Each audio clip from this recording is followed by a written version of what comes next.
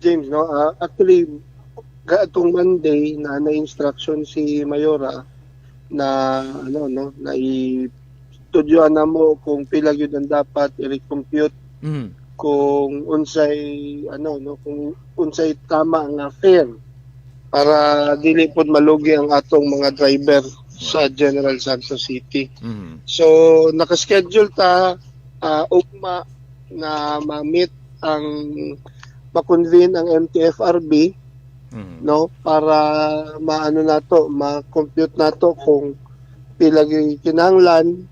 Then pagka Lunes natay gipatawag nga consultative hearing para makaparticipate ang mga pasahero, mga sa business sector, estudyante. Invite na. Okay. Okay, Son, napalihog mi Son sa toang kuan. Signal ni Kagawad Lagari kay para mas klaro kay nindo to no kay pagka Monday mga kapuso adunay consultative meeting buti pasabot ana konsultahon tong mga nagkadaiyang sektor, estudyante, mga sumasakay nato, mga pasahero, mga kaigalaan ug naapod mismo ang presensya sa ato ang mga tricycle driver kana base pud sa mando sa ato ang mayura ngadto sa ato ang committee chairman sa transportation mga kaigsuunan. So ato ang paabuto niha by Monday kay medyo murag daghan ang gikulba bisag ako gikulbaan ko kay ada ko gasakay unya taas ang pamasahe so mag-adjust na pud ta ani wala pa na wala 15 gihapon pero kagahapon na hinabi nako tong uban nilang mga presidente sa ilahang toda matud pa nila nga mag-meeting pa daw sila kay mag-meeting sa daw hisgutan sa daw nila. Pero magpataas gud sila og pamasahe. Pero wala pa karon sa mga naminaw karon wala pa'y pagtaas sa pamasahe diha pud sa pulumulok sa van o ingon man sa tricycle nato. Okay, atong balikan si Kagawad Lagari. Yes, Kagawad. Yes, bali bukas natay MTFRB Ugma. meeting kita ugma para sa competition niya. Tapos pagka Lunes natay consultative para pag-abot og Tuesday ato nang i-amend no. Paso na ito nga ma-amend na ito by Tuesday ang atong NTOP.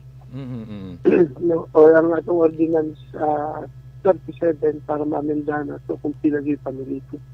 Okay, so computation ang himuon ugma meeting.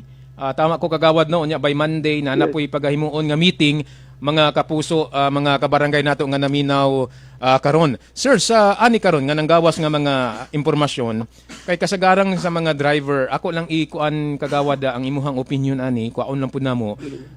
Kasagaran sa mga driver, naka-mention sila nga, sir, og magpataas man og 20, kuwang ra gyud.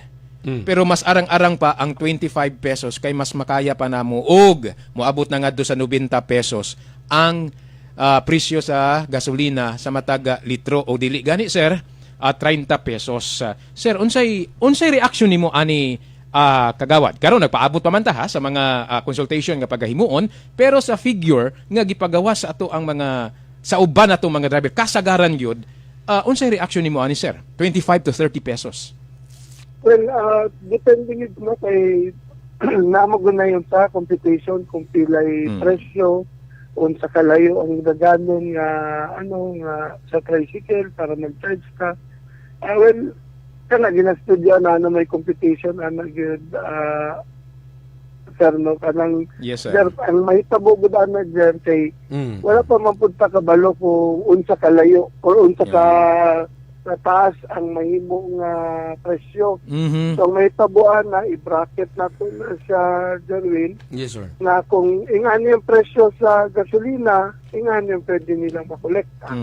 For example, kung 70 naman ron, di ba? Yes, sir. So, posible sa 70 na natay competition na sa 80 na napuntay competition na o sa 90. So, kung pila presyo ang sa atong himuon is kung pila ang presyo sa gasolina, dito po na ito ibasi ang atong pamasahe. Okay. Sir, pero klaro ni siya Kagawad, no? Ako lang i-clear ngadto mismo sa mga naminaw pod nga klaro ni siya nga aduna gipagtaas unya sa pamasahe. Pero sa pagkakaron padayon pa ang consultation nga paghimuon sa to ang mga sa LGU, ingon man ngadto sa to ang mga driver, sir. Yes, Okay. yes. Pero ato ning dalion Jerwin ug James, no, Yes, kay sir. luoy po ang atong mga driver. Klaro magikayo nga di kaya. Yeah. Kung mag-maintain ta sa 15 pesos sa karon, lugi kayo mga driver, luoy po. Kagawad Dom, si Kapuso Jerwin Kapuso Kagawad Dom, nara ba nadawat nga formal nga mga petisyon gikan sa mga tricycle operator na to? Wala na, Jerwin, no? Mm. Nag-initiative na yun ang local government unit. Pagkita Okay. pala naman na nagsaka ang presyo, disgutan na yun ni Mayora na i-review. No, wala namin nagulat ng mga petisyon kay obvious kayo nga kinahanglan nun sa mga driver nato ang maong pagsaka. Unya, sir, nay nangutana diri ba kato daw nga giingon ni Mayora LGP Lorili nga subsidy para sa mga tricycle, kanos ano to ipanghatag, sir? Wala pa wala pa schedule ata nga na si Mayora, pero ang confirm lang yun ako nga na Yes, pinapapangitaan pa mangguna nila dili magudingan na kadali Kapuso Darwin, no, nga maggawas tag kwarta or ang local government maggawas tag kwarta. Aduna pa mangguna yung mga proseso. Yes, pero di po mapailan og kaso ang atong local government officials, no, sa pagpagawas mga kwarta. So gina-process na nato ato nang ginadalian. Hopefully by next week or this week sana matapos na ang maong proseso. Kanang inyong ipahigayon og mga adlaw nga consultative meeting Kagawad Dom, if ever na madunggan ninyo ang tingog sa ato ang mga yanong individual, mga tricycle driver, unsa bay mamahimo ang kuan ni plastada, provisionary increase or i-institutionalize na to, localize ang kining increase sa pamasahe? Well, institutionalize na yun nato ang pamasahe. No? Mabito na nga ang proposal, ang sugyot nato, no? Dati man ko, di ba, isa ka favorite lang ka na ginapagawas. Pero tungkol kay unstable ang gasoline, ang imbuhato nato, tapos ang Jerwin, is by bracket nato, no? Para, kunyari, may saka og 70, okay, nasa 60 naman, so, magbutang lang na to, sample lang Jerwin na. Yes, sir. Kunyari, 20 siya sa 60, pag naglapas og 80, 25 siya. Pag naglapas og 90, siya, yung 30. Anang ginatanaw na mong buhaton Jerwin, para dito mag-CJ ka, no? Pulipa, ang CJ mong balaon. Bito. No? Para kaisa lang siya, tapos ang mga tao maanad po. But we'll make it sure na fair na both the driver o sa atong mga pasahero. Oo. Wad, ako lang po ipaabot sa imo kay niingon mo ni si Jen Eric diri taga Labangal ni siya. Ang anong ang mga tricycle driver lang daw ang tagaan og subsidiya, tagaan og pagtagad. Kumusta daw tong mga yanong trabahante, unsa daw ilang madawat nga mga ayuda sa ingon ani nga panahon nga padayon maghihapon nga maapektuhan man po daw sila sa kini nga padayong pagtaas sa presyo sa petrolyo, mga petrolyo. Well, ato pang gina-estudyoan na Kapuso Jerwin, kung unsaon titibok Pilipinas mo gid actually ang apektado. Pero adto na may limitasyon lang ang LGU food, no? Dili mo pud tay nga na kadunahan niya pareha sa Makati. Na pwede lang nilang ipang suporta ang ilang kwarta sa mga ingana nga provision. Actually, even ng LTFR bigyan ni kini nga mga jeepney, wala gani ma-appeal sa allocation kay ang ginahulat ni Mayora, aduna may ihatag ang national LTFRB, maghatag mo sila sa ang national o kwarta para sa mga jeepney nato. So ito among ginahulat na lang kay dugang na lang dugang gamay na lang kay dili mo pwede nga na lang sa kadunahan ng atong LGU. Ang ato lang, mauna apil lang una na to mga tricycle driver, kaya magiging sila ang pinakaunang apektado. May pangag-subsidize nato. Pero kapag ito taglay pamaki, Jerwin, no? Ginagapangitan itag supply. So, kung saan nato pagtabang sa atong mga driver. Okay. In fact, sana isgutan gani namo nila Mayora Kapuso Jerwin, no? Dili lang ang mga empleyado, hasta ang fishing industry. no, gustong ipatawag ni Mayora Mm, ang mm, fishing mm. industry. Oh, Kay okay. nasinati po ni Mayora na ang pinakadakong may apektuhan po nato dili isang atong fishing which is mobile ang capital sa Jensen Dios, Mhm. diba?